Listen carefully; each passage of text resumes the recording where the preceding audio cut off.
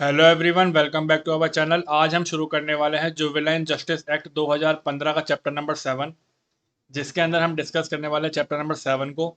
इससे पहले हमने चैप्टर नंबर 6 तक कंप्लीट डिस्कशन कर लिया है, और अगर आपने वो वीडियोस नहीं देखी हैं तो आप प्लेलिस्ट में जाके देख सकते हैं, आपको इजीली अवेलेबल है। और इससे पहले कि हम ये एक्ट शुरू करें, एक इन्फॉर्मेशन देनी है आपको कि हमारा राजस्थान रेंट कंट्रोल एक्ट पूरा ख़त्म हो चुका है, हमारा प्रोबेशन ऑफ ऑफेंडर एक्ट पूरा ख़त्म हो चुका है, और सेक्सुअल हरासमेंट एक्ट वाला हमारा उसकी 3 लेक्चर हमने ख़त्म कर दिए। मतलब हमने बेसिकली 18 सेक्शन उसमें कंप्लीट कर लिए हैं, और ऐसे ही धीरे धीरे करके हम आगे आने वाले एक्ट भी उसके अंदर कंप्लीट कर लेंगे।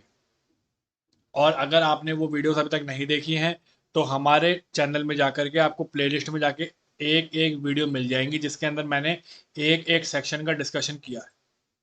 तो शुरू करते हैं विदाउट वेस्टिंग एनी टाइम हमारा आज का सेशन, जो कि बात करेगा चैप्टर नंबर 7 की। और इसके अंदर बेसिकली सेक्शन हमें डील करने हैं सेक्शन नंबर 39 से लेकर 55 तक। लेकिन इस चैप्टर को हम 2 सेशन में करेंगे, एक सेशन आज का और एक कल का। आज वाले सेक्शन में हम डिस्कस करने वाले हैं सेक्शन नंबर 39 से लेकर सेक्शन नंबर 47 तक। तो शुरू करते हैं आज का सेशन सेक्शन नंबर 39 से। हम क्या पढ़ने वाले हैं चैप्टर नंबर 7 में? रिहेबिलिएशन एंड सोशल री इंटीग्रेशन के बारे में हम पढ़ेंगे चैप्टर नंबर 7 में। अब इसके अंदर सबसे पहला सेक्शन हमारा आता है सेक्शन नंबर 39। क्या आता है? Section number 39। अब इसके अंदर हम क्या बात करेंगे? इसके अंदर हम बात करेंगे process of rehabilitation and social integration. किसकी बात करेंगे? Process of rehabilitation and social integration. देखते क्या होता है। The process of rehabilitation and social integration of a children under this act shall be undertaken based on the individual care plan of the child, preferably through family based care, such as by restoration to the family, guardian with or without supervision, sponsorship or adoption or foster care। क्या बोला इसने? इसने साफ साफ कह दिया गया कि जो भी रिहेबिलिएशन की प्रोसेस होगी, जो भी सोशल इंटीग्रेशन की प्रोसेस होगी, किसके लिए? बच्चे के लिए। इस सेक्शन के अंतर्गत तो वो कैसी होगी? वो एक अंडरटेकन के थ्रू होगी जिसके अंदर क्या होगा? अंडरटेकिंग किसकी होगी? Individual care plan of a child की होगी। मतलब जो भी इंडिविजुअल चाइल्ड केयर प्लान होगा, उसके अंतर्गत उस बच्चे की रिहेबिलिएशन प्रोसेस होगी, उस बच्चे की सोशल इंटीग्रेशन प्रोसेस होगी। अब इसके अंदर सबसे पहली प्रेफरेंस किसको दी जाएगी कि उस बच्चे को जो है हैंड ओवर किया जाए, उस बच्चे की देख रेख किसके अंतर्गत हो? उसके पेरेंट्स के अंतर्गत हो, उसकी फैमिली के अंतर्गत हो। अब चाहे उसकी फैमिली के अंतर्गत उसका रेस्टोरेशन हो, चाहे उसके गार्जियन के अंतर्गत उसका रेस्टोरेशन हो, चाहे किसी के सुपरविजन के अंदर हो या ना हो, किसी के सुपरविजन के अंदर हो ना हो, किसी के एडॉप्शन के अंदर हो ना हो, क्या किसी फोस्टर केयर के अंदर हो या ना हो, ये सब तय कौन करेगा? कमेटी करेगी, जो हम ऊपर पढ़ के आए थे। अब provided that all effort shall be made to keep sibling placed in institutional और non institutional care together unless it is there the best interest not kept together. उस बच्चे की भलाई को देखते हुए सारे के सारे कदम उठाए जाएंगे। उस बच्चे को कहाँ रखा जाए, इंस्टीट्यूशनल प्लेस हो ना हो, सारी बातें उस बच्चे की भलाई को देखकर रखे जाएंगे। ये बात सिंपल है। अब हम देखते हैं सब सेक्शन 2 क्या कह दिया इसने। For a children in conflict with law, the process of rehabilitation and the process of social integration shall be, क्या होगी? undertaken under the observation home if the child is not released on bail or special home or place of safety or fit faculty fit person if placed thereby order of the board। क्या बोला? अगर वो बच्चा जिसने विधि विरुद्ध काम किया है उसका प्रोसेस ऑफ रिहेबिलिएशन या प्रोसेस ऑफ सोशल इंटीग्रेशन चल रहा है, तो उसको कहाँ रखा जाएगा? ऑब्जर्वेशन होम में रखा जाएगा। और अगर उस बच्चे को बेल पर नहीं छोड़ा गया है, या उस बच्चे को स्पेशल होम में नहीं रखा गया है, या उस बच्चे को प्लेस ऑफ सेफ्टी में नहीं रखा गया है, उस बच्चे को फिट फैसिलिटी में नहीं रखा गया है, उस बच्चे को फिट पर्सन को हैंड ओवर नहीं किया गया है, तो उस बच्चे को हम कहाँ रखेंगे? उस बच्चे को हम रखेंगे ऑब्जर्वेशन होम के अंदर। ये आपको बात याद रखनी है। अब हम देखते हैं subsection 3।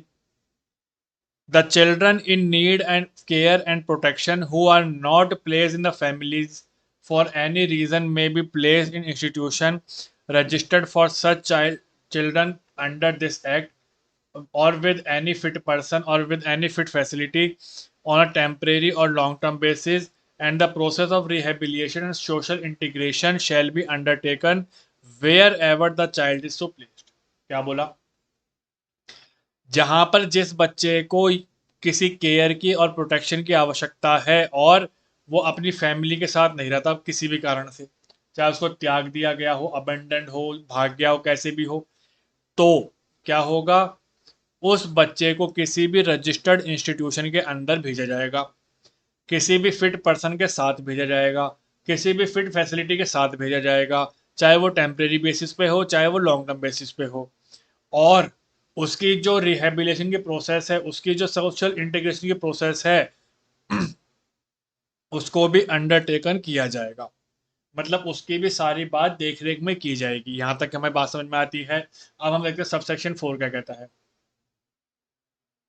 The children in need of care and protection who are living institutional care, और children in conflict with law leaving special home, special place of safety on attaining 18 years may provided financial support as specified in 46 to help them to reintegrate into a mainstream of the society। जिस भी बच्चे को 18 साल पूरी होने के बाद किसी स्पेशल होम से रिहा कर दिया गया हो, छोड़ दिया गया हो, या किसी प्लेस ऑफ सेफ्टी से छोड़ दिया गया हो 18 साल की एज ऑब्टेन होने के बाद, तो उसको कुछ फाइनेंशियल सपोर्ट भी दी जाएगी, जिससे कि वो आगे जाकर के समाज में एक इज्जतदार जीवन जी सके, एक अपनी सेल्फ रिस्पेक्ट से अपनी जीवन जी सके।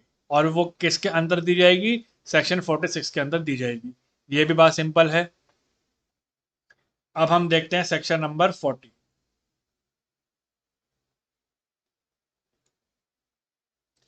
सेक्शन नंबर 40 में कह दिया गया, restoration of child in need of care and protection. ऐसे बच्चों का रिस्टोरेशन करना है जिनको की केयर और प्रोटेक्शन की आवश्यकता है। देख लेते हैं। The restoration and protection of a child shall be prime objective of any children home, any specialized adoption agency और ओपन शेल्टर। किसी भी ओपन शेल्टर का, किसी भी स्पेशलाइज्ड एडॉप्शन एजेंसी का, किसी भी चिल्ड्रन होम का ये मेन ऑब्जेक्टिव है क्या? कि उस बच्चे का रेस्टोरेशन और उस बच्चे का protection. Subsection 2, the children home, specialized adoption agency, open shelter shall take such steps as considered necessary. जो भी महत्वपूर्ण कदम है इन तीनों के द्वारा उठाए जाएंगे। किसके लिए? फॉर द रेस्टोरेशन और प्रोटेक्शन ऑफ अ चाइल्ड। और कौन सा बच्चा? जिसको कि उसकी फैमिली एनवायरनमेंट नहीं मिल पा रहा हो। अब चाहे वो टेम्परेरी बेसिस पे ना मिल पा रहा हो या हमेशा के लिए ना मिल पा रहा हो, उसके माँ बाप ने त्याग दिया हो, क्या होगा? फैमिली एनवायरनमेंट नहीं मिलेगा। Where such child is under their care and protection. यहाँ तक की बात है। मतलब जहाँ पर एक ऐसा बच्चा है जो अपनी फैमिली के साथ रहते हुए भी फैमिली एनवायरनमेंट से वंचित है, तो उसके अंदर क्या होगा? चिल्ड्रन होम की या स्पेशलाइज्ड एडॉप्शन एजेंसी की या ओपन शेल्टर की ये जिम्मेदारी बनती है कि उस बच्चे को फैमिली एनवायरनमेंट देने का पूरा पूरा प्रयास किया जाएगा, और उसके अंदर जो भी स्टेप्स लगेंगे वो सभी महत्वपूर्ण स्टेप्स उठाए जाएंगे। किसके लिए? For the restoration and protection of a child. ठीक है। अब subsection 3, the committee shall have power to restore any child in need of care and protection to his parents, to his guardian, to fit person as the case may be। जो committee है उसके पास ये पूरा right है, उसके पास पूरी power है कि जो बच्चा जिसको की केयर और प्रोटेक्शन की आवश्यकता है उस बच्चे को रिस्टोर किया जाएगा, उस बच्चे को उसके पेरेंट्स के, उसके फैमिली के, उसके गार्जियन के पास हैंड ओवर किया जाएगा, जिससे कि उसकी प्रॉपर देखरेख हो सके। लेकिन कब? जब वो कमेटी अपनी इंक्वायरी के बाद ये संतुष्ट हो जाए कि इसके पेरेंट्स, इसके गार्जियन, इसकी फिट पर्सन उस बच्चे को देखरेख करने के लिए योग्य हैं। देख लेते हैं।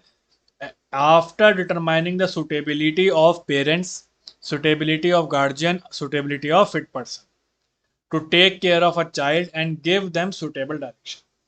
जब वो कमेटी अपनी इंक्वायरी से सुनिश्चित हो जाएगी कि ये पेरेंट्स, ये गार्जियन, ये फिट पर्सन उस बच्चे की देख रेख कर सकते हैं, तभी उसको हैंड ओवर किया जाएगा। और साथ में वो कमेटी उस पेरेंट को, उस गार्जियन को, उस फिट पर्सन को डायरेक्शन भी देगी कि आपको इसकी देख रेख इस तरीके से करनी है। यहाँ तक बात समझ में आती है। अब हम देखते हैं इसका explanation.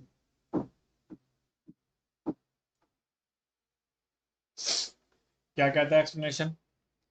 For the purpose of this section, restoration and protection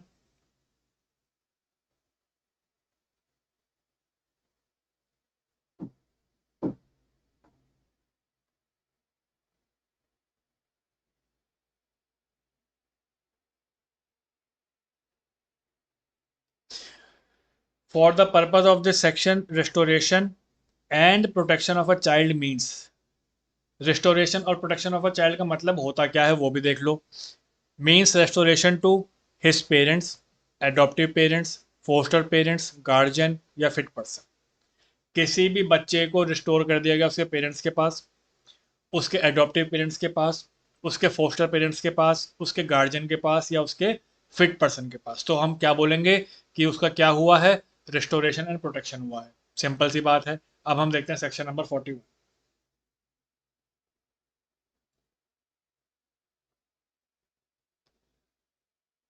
अब हमने बात की थी कि भैया चाइल्ड केयर होम में उसको भेजना है, लेकिन उसका जो चाइल्ड केयर इंस्टीट्यूशन है उसका रजिस्ट्रेशन कैसे होगा, कब होगा, किसके अंतर्गत होगा, वो हम देखेंगे सेक्शन 41 के अंदर।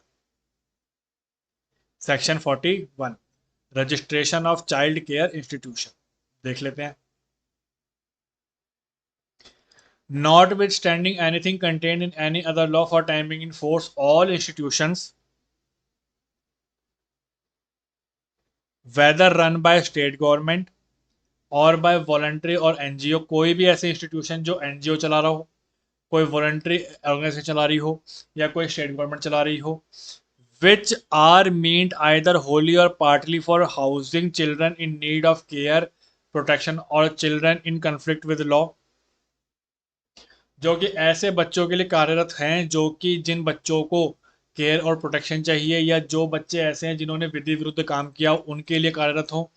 Shell registered under this act, उनको रजिस्टर्ड होना पड़ेगा किस एक्ट के अंतर्गत? इस एक्ट के अंतर्गत। और ये एक्ट कौन सा है? जुवेनाइल जस्टिस एक्ट के अंतर्गत। ठीक है। इन सच अ मैनर प्रिस्क्राइब, जिस तरीके से प्रिस्क्राइब्ड उस तरीके से रजिस्टर्ड होना पड़ेगा। कब? Within a period of 6 months from the date of commencement of this act. जिस दिन ये एक्ट पारित हुआ, कमेंसमेंट हुआ, उस दिन से 6 महीने के अंदर अंदर रजिस्टर्ड करना पड़ेगा। किसको? किसी भी ऐसी एनजीओ को, किसी भी ऐसी वॉलंटरी ऑर्गेनाइजेशन को, किसी भी स्टेट गवर्नमेंट की ऑर्गेनाइजेशन को जो कि बच्चों के लिए कार्यरत हो, regardless of whether they are receiving grants from the central government as the case may be the state government और नॉट। चाहे उनको फंडिंग मिल रही हो किसी केंद्र सरकार से, चाहे उसको फंडिंग मिल रही हो किसी राज्य सरकार से, रजिस्ट्रेशन तो करवाना पड़ेगा। अब देख लेते हैं। Provided the institution having a valid registration under juvenile justice act 2000 on the date of commencement of this act shall be deemed to have been registered under this act. कोई ऐसी इंस्टीट्यूशन है जो कि जुवेनाइल जस्टिस एक्ट 2000 के अंदर registered है, तो उसको दोबारा से रजिस्टर्ड करवाने की जरूरत नहीं है, वो डीम्ड रजिस्टर्ड मानी जाएगी। ये इसमें साफ साफ कह दिया गया है। आप देखते हैं subsection 2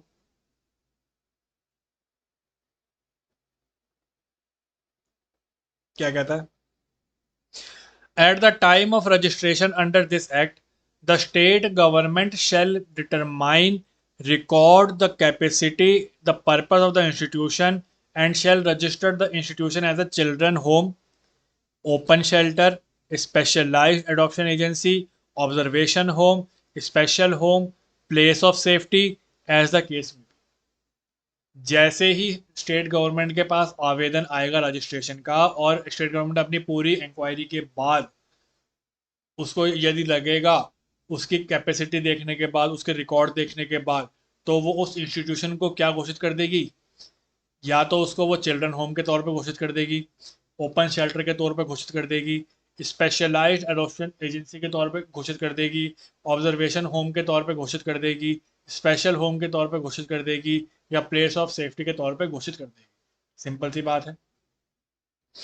on a receipt of application for registration under subsection 1 from an existence or new institution housing children in need of care of protection or children in conflict with law, the state government may grant provisional registration within 1 month from the receipt of the application. मतलब यदि राज्य सरकार चाहे तो application दायर करने के 1 महीने के अंदर अंदर उनको प्रोविजनल रजिस्ट्रेशन दे देगी। प्रोविजनल रजिस्ट्रेशन मतलब होता है एक तरीके से कच्चा रजिस्ट्रेशन हो गया उनका, वो 1 महीने के अंदर अंदर दे देगी, और for a maximum period of 6 months. और वो जो उनका प्रोविजनल रजिस्ट्रेशन का पीरियड है वो सिर्फ 6 महीने तक चलेगा, उससे उसके बाद नहीं चलेगा। In order to bring such institution under the purview of this act and shall determine the capacity of the home which shall mention in the registration certificate. जिस ऑब्जेक्ट के लिए वो इंस्टीट्यूशन बना है वो ऑब्जेक्ट पूरा करने के लिए उसको ग्रांट किया जाएगा और वो उसको अपने सर्टिफिकेट में मेंशन करना पड़ेगा। ये भी बात समझ में आती है। Provided if the said institution does not fulfill the prescribed criteria for registration within a period of specified in subsection 1, the provisional registration shall stand cancelled and the provision of subsection 5 shall apply. अगर मान लो किसी organisation ने, किसी institute ने sub section 1 के अंतर्गत आने वाली सारी जरूरी अपनी ड्यूटीज को पूरा नहीं किया, अपनी रिक्वायरमेंट्स पूरी नहीं की, तो उसका क्या होगा, जो प्रोविजनल रजिस्ट्रेशन है वो कैंसिल भी हो सकता है और उसके बाद जो उसके ऊपर कार्यवाही की जाएगी वो इसी सेक्शन के सब सेक्शन 5 के अंतर्गत की जाएगी। अब देखते हैं sub section 4। If the state government does not issue a provisional registration certificate within 1 month from the date of the application, the proof of receipt of application for registration shall be treated as the provisional registration to run institution for a maximum period of 6 months. मतलब यदि राज्य सरकार ने application के 1 महीने के अंदर अंदर किसी इंस्टीट्यूशन को प्रोविजनल सर्टिफिकेट नहीं दिया तो जो राज्य सरकार से रिसिप्ट मिली थी ना रजिस्ट्रेशन की, उसी को ही प्रूफ मान करके प्रोविजनल सर्टिफिकेट मान लिया जाएगा और उसी के आधार पर उस इंस्टीट्यूशन को रजिस्टर्ड माना जाएगा। कितने समय के लिए? 6 महीने के लिए। सिंपल सी बात है। Subsection 5, if the application of a registration is not disposed within 6 months by officer or officer of a state government, it shall be regarded as dereliction of a duty of their part by their higher controlling authority and appropriate departmental proceeding shall be instituted. अगर मान लो किसी ने आवेदन किया और उसका निस्तार या उसको रजिस्ट्रेशन 6 महीने के अंदर अंदर नहीं मिला, अब चाहे वो किसी ऑफिसर की लापरवाही हो, गलती हो, या किसी स्टेट गवर्नमेंट के ऑफिसर की लापरवाही गलती हो, तो उसको हम क्या मानेंगे कि उस ऑफिसर के हायर लेवल की गलती है और जो भी डिपार्टमेंटल इंक्वायरी होगी वो उस ऑफिसर के ऊपर की जाएगी, कोई दिक्कत नहीं है।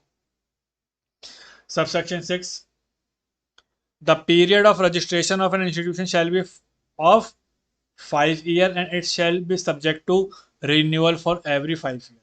जो भी रजिस्ट्रेशन होगा वो 5 साल के लिए होगा और उसके बाद अगर आगे करना है तो उस 5 साल वाले रजिस्ट्रेशन को हमें रिन्यू भी करवाना पड़ेगा।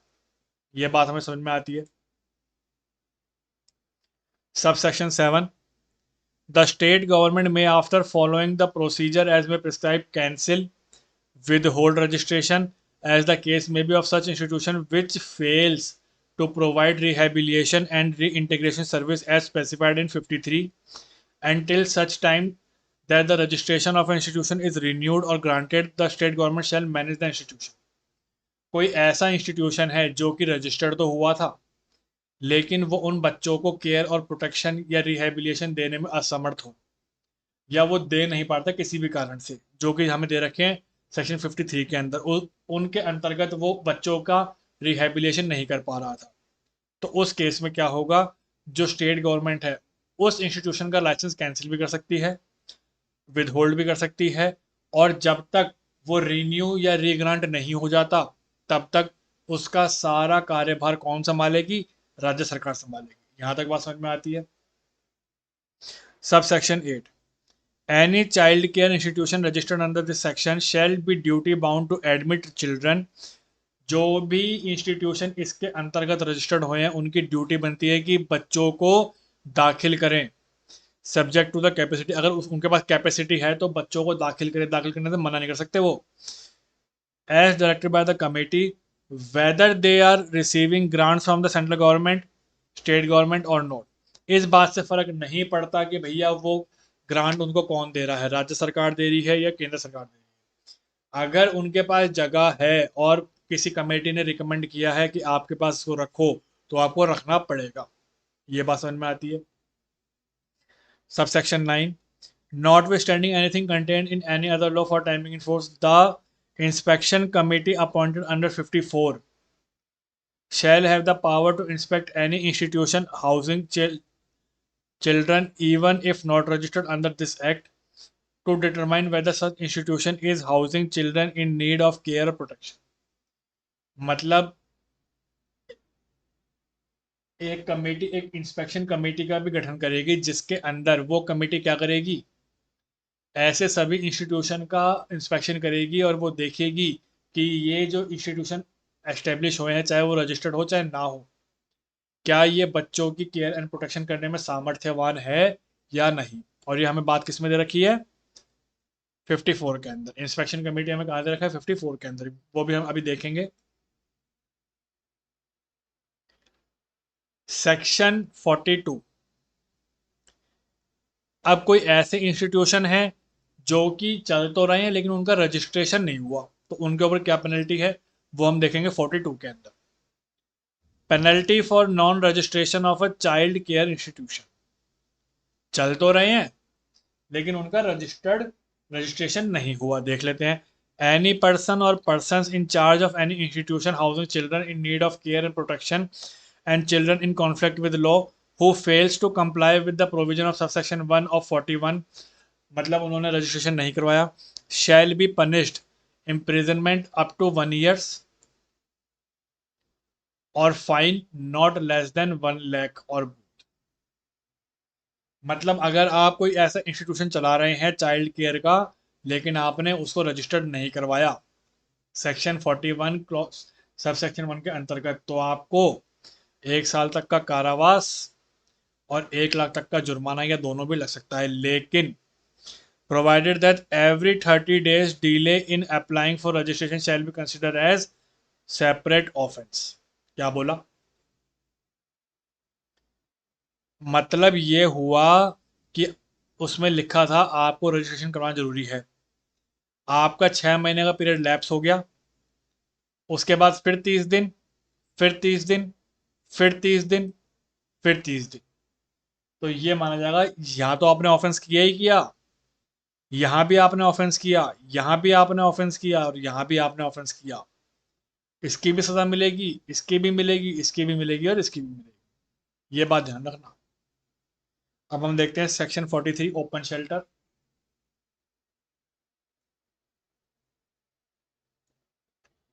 ओपन शेल्टर क्या होता है 43 बताएगा हमें। सेक्शन 43, द स्टेट गवर्नमेंट में establish and maintain by itself और थ्रू वॉलंटरी और एनजीओ, या तो खुद बनाए या किसी एनजीओ या वॉलंटियर ऑर्गेनाइजेशन के सहयोग से बनाए, as many open shelter as may prescribe required and such open shelter shall be registered as such in a manner prescribe. मतलब राज्य सरकार चाहे तो वो कितने भी ओपन शेल्टर बना सकती है, या तो खुद या किसी के सहयोग से, और उनको इस एक्ट के रूल्स के अंतर्गत रजिस्टर्ड भी करवाना होगा। ठीक है। The open shelter referred in subsection 1 shall function as a community based facility for children in need of residential support short term basis with objective of protecting them from abuse, wearing them, keeping them away from a life of the street। मतलब ऐसे बच्चे जिनको की क्या protection चाहिए, care चाहिए, उनके लिए ये ओपन शेल्टर एक कम्युनिटी का काम करेंगे जिसके अंदर उन बच्चों की देखरेख की जाएगी, उनको गलियों का जीवन जीने से रोका जाएगा, उनका शॉर्ट टर्म बेसिस पर उनका ध्यान रखा जाएगा, उनका मतलब हर तरीके से विकास करने की उसमें कोशिश की जाएगी। Subsection 3, the open shelter shall send every month information in a manner may prescribe regarding children availing the service of the shelter to the district child protection unit and committee। जो भी ओपन शेल्टर बनेंगे ये अपनी report जिसमें कि ये mention होगा कि हमने इतने बच्चों का देख रेख कर रहे हैं, इतने बच्चे हमारे पास हैं, इस बच्चे की ये पोजीशन है, तो उसकी report district child protection unit को और कमेटी को भेजनी पड़ेगी हर महीने। ठीक है। सेक्शन 44 फोस्टर होम या फोस्टर केयर जो भी आप कह लें।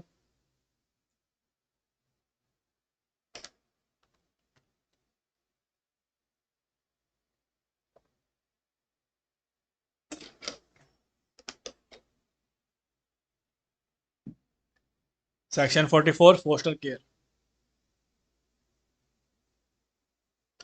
क्या होता है?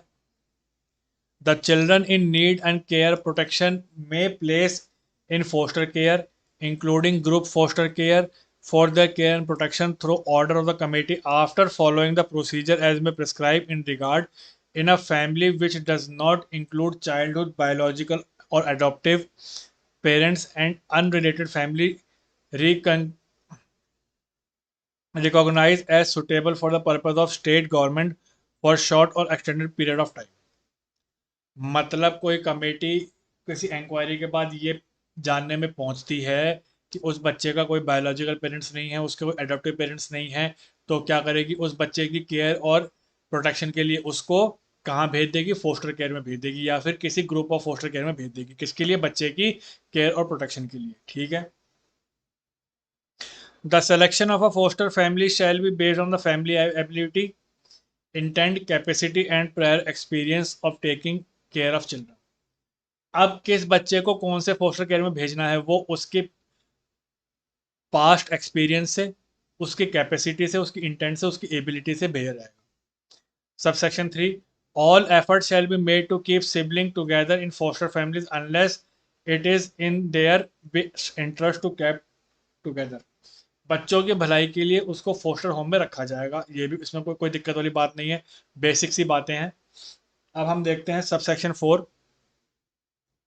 the state government, after taking into account number of children, shall provide monthly funding for such foster care through district child protection unit after following the procedure as may prescribe for inspection to ensure well-being of children।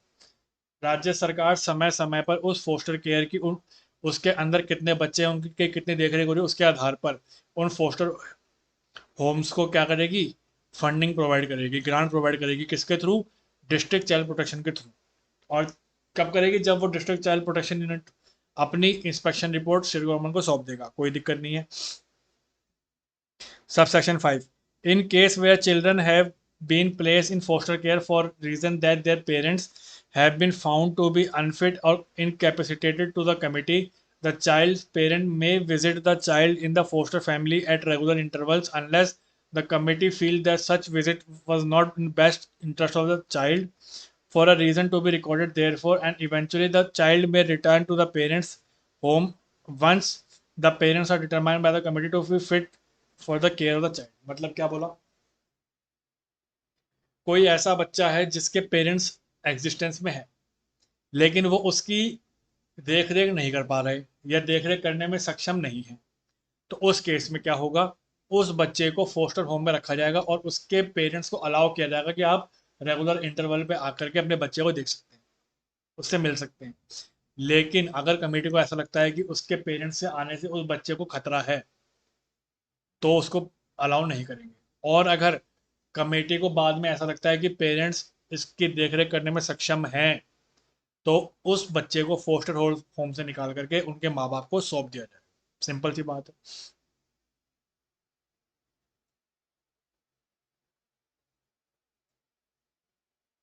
Sub section 6, the foster family shall be responsible for providing education. जो भी poster home है उसकी क्या जिम्मेदारी है? उस बच्चे की एजुकेशन की, उस बच्चे की हेल्थ की, उस बच्चे की न्यूट्रिशन की।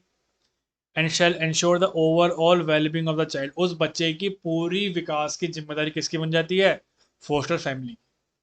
Subsection 7, the state government may make rule for the purpose of defining the procedure criteria manner in which the foster care service shall be provided.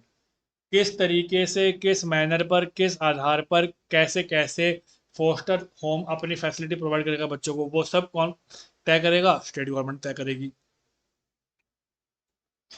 Subsection 8, the inspection of the foster family shall be conducted every month. हर महीने उस foster home की, foster family की inspection की जाएगी। किसके द्वारा? Committee के द्वारा, जो भी तय मानक है उसके अकॉर्डिंग। और उसके अंदर क्या देखा जाएगा कि बच्चों का ओवरऑल विकास हो रहा है या नहीं हो रहा, या फिर जहाँ पर वो फोस्टर होम पाया जाए कि भैया ये बच्चों की भलाई या बच्चों की डेवलपमेंट करने में असमर्थ है, या इसके कुछ ऐसे काम है जिससे बच्चे डेवलप्ड नहीं हो पा रहे, the child shall be remove from the foster home and shifted to the another foster home. मतलब जहाँ पर कमेटी को ये लगे कि यहाँ पर बच्चों का विकास नहीं हो रहा, तो उन बच्चों को उस फोस्टर होम से निकाल करके किसी और फोस्टर होम में डाल दिया जाएगा।